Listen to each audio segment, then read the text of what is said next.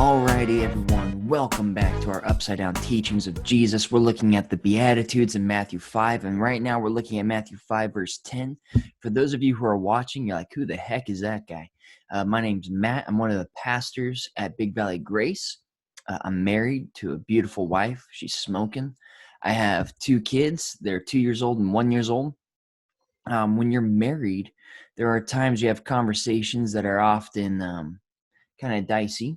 For example, my wife and I and our two boys, we decided to take a road trip one time. And right when we got in the car, it smelled really bad. It stunk. So my wife looks at me and she says, "Did you fart?" And I was innocent. And usually I claim them. And this time I said, "No, that was not me." And she insisted that it was me that farted. It smelled so bad. I thought it was her and she was embarrassed. So I just kind of just let it go. And she kept saying the whole drive, "I tell you not to fart. That we have the child locks on the windows. I can't roll them down to get some fresh air. I tell you not to do this." And I kept telling her it wasn't me. It was not me.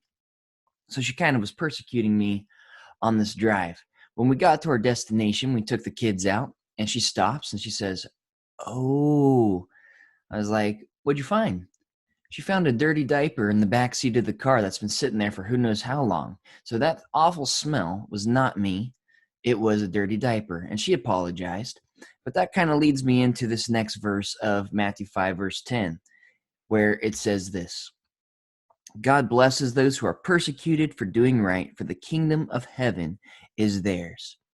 So, I was kind of being persecuted for doing the right thing. What did I do that was right? I didn't fart in the car. You shouldn't fart in the car, especially when the windows are up and they're child locks.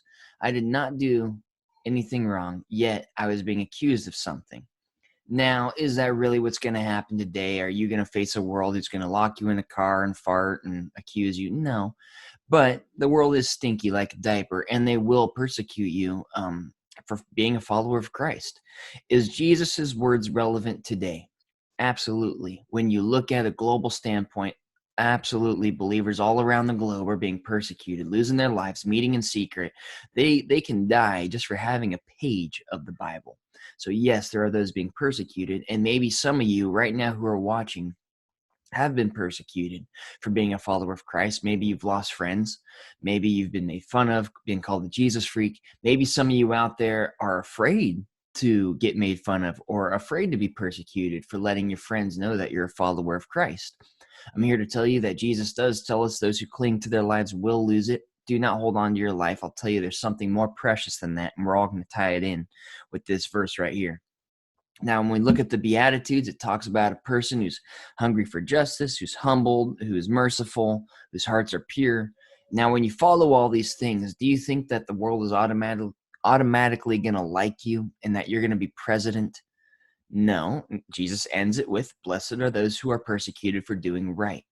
Now, I want to point out, Jesus does not say, "Blessed are those who are persecuted for being different," because I think you all know what I'm talking about when if you are being different, yes, that comes with persecution. Say, if you want to wear your underwear on the outside of your pants, yes, you will get made fun of for that. That's not what this is saying. This is saying for doing what is right. Now, what is right? Well, it's talking about following God's word, putting it into practice, not just saying you're a Christian, not just talking the talk, but you're walking it out, doing what's right. Doing what's right when no one's looking, when your friends are looking. Why in the world would the world persecute you and hate you for being a follower of Christ? Well, this has been the pattern of our world since the beginning of time. You can see Cain and Abel. Cain murdered his own brother. His own brother Abel did the right thing. He gave his offering, his best, to the Lord. And when he gave his best to the Lord, his brother didn't like that, and he killed him. You saw this in the book of Daniel. Daniel himself, the some of the sorcerers, the astrologers, all these people, they did not like Daniel because he was viewed as highly from the king. They tried to find something wrong with him. They could find nothing wrong. He was a man of integrity. He had a righteous living, and they still persecuted him anyways, and they threw him in a den of lions. Some of you know the ending to that story. You look at the man himself, Jesus Christ, who lived a perfect life, and still the world hated him. So if Jesus Christ lived a perfect life here on earth, and still the world hated him, what makes you think that no one will hate you? You will be hated. You will look down upon, especially if you're a follower of Christ. There's already something different about you. Why would the world hate Christians? Why would the world persecute Christians? Well, it's because of this.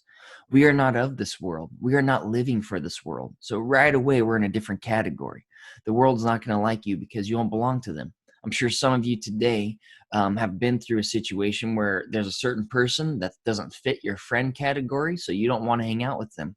Or you're being treated a certain way, so you don't want to hang out with this person or this group or affiliated with this person.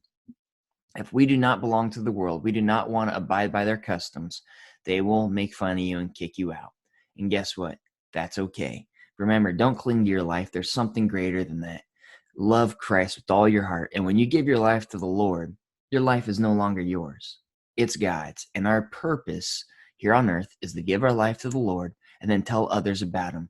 And it's okay if you're made fun of because of that. I want to read these other verses. After verse 10, verse 11 says this: God blesses you when people mock you and persecute you and lie about you and say all sorts of evil things about you because you are my followers. In verse 12, it says, be happy about it. Be very glad, for a great reward awaits you in heaven. You will be blessed. This is a blessing that comes from this, a blessing. Now, you may not see it here on earth. You hang in there. Now, why would you want to do the right thing when you're going to get made fun of or persecuted? You may lose friends or families. Why would you want to do the right thing? What reward is there in that? How about the kingdom of heaven? Does that sound good to you? The kingdom of heaven is awaiting for you. That's something you have that people who don't follow Christ don't have.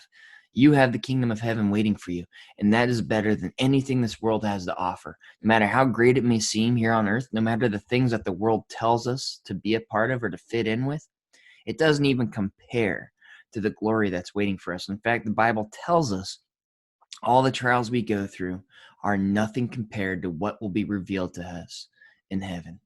Now, I can't even imagine what heaven's like, but just know what we go through here is nothing. It won't even be a memory, the trials that we went through, because God is going to embrace you with his arms saying, welcome home, my good and faithful servant. We have the kingdom of heaven that's waiting for us. That's what we want to look towards. That's what we want to strive towards. We want to continue with our lives to walk towards the cross on no matter the circumstance, no matter the situation. When people look at us, we don't want them to see us. We want them to see Christ. That's who our lives should be focused on, should be centered on, who we should represent by doing what's right, doing what's pure, what's noble, what's good, what is just, what's humble. All the Beatitudes is what we want to do. The fruits of the Spirit is what we want to show, what we want to produce. People are going to make fun of you. You're already not of this world. Take heart. Jesus doesn't tell us, he doesn't promise us an easy life because we follow him. There's some people that think because you're a Christian, you have this bubble that protects you from anything. That's not true. Maybe some of you right now are going through some trials. But what does Jesus tell us in John 16:33? He promises us that we're going to go through trials and sorrows. But he says this, but take joy, take heart. I've overcome the world. Jesus has overcome everything we're ever going to go through. Don't be ashamed of that. Don't cling to your life. Know that Christ already died for it. And now we're living for him. He's going to live through us. So for those of you out there who are afraid of being persecuted, where's your heart at? Where's your priority? What are you putting number one? Who are you trying to please? Yourself, your friends, or Christ? What is more important at the end of the day when you take your last breath? Blessed are those who are persecuted for doing right. Why? For the kingdom of heaven is theirs. You have the kingdom of heaven waiting for you. God left this earth to prepare a place for you. He is building it right now. Know that. Believe in that. Trust in that in these times where you're going through persecution. Know this, okay? That there is a light at the end of the tunnel. There is a home that's being prepared for you right now. And someday Christ is going to call you home. Are you ready for that day? That's my challenge to you, is to think about that. Where's your heart? And when times are tough, when you're being persecuted, take heart. Christ overcame the world, and the kingdom of heaven is waiting for you. I hope you got something out of the Beatitudes and the upside-down teachings of Christ, the Sermon on the Mount. This is one of Christ's best sermons he's ever given.